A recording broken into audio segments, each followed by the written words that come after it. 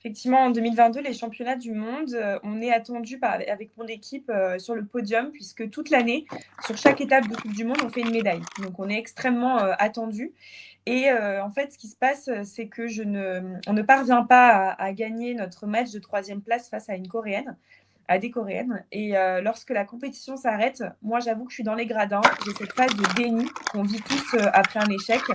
Et là, je me dis que ça ne sert à rien de continuer, ça ne sert à rien de persister, parce que j'ai l'impression qu'à ce moment-là, j'ai une baisse de confiance en moi, une baisse d'estime de soi. Tout ça, c'est normal, c'est un processus qui est normal dans l'échec.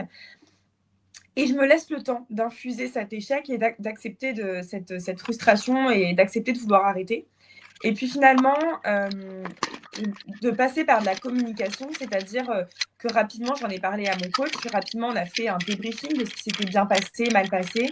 Et le simple fait de mettre des mots sur l'échec vécu, donc de mettre des mots sur ce qui s'était mal passé, tout de suite, inconsciemment, ça génère un moteur de création de plan d'action.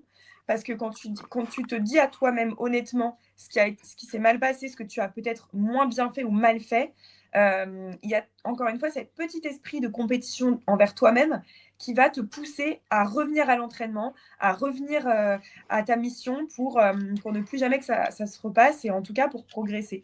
Donc, ceux qui abandonnent, généralement, c'est ceux qui tournent la page et qui n'acceptent pas de regarder cet échec dans le blanc des yeux. Alors que si tu fais l'effort de te confronter à des démons, de te confronter à ce qui s'est mal passé, automatiquement, tu as cette énergie qui va te pousser à revenir à l'entraînement pour progresser et faire mieux la prochaine fois.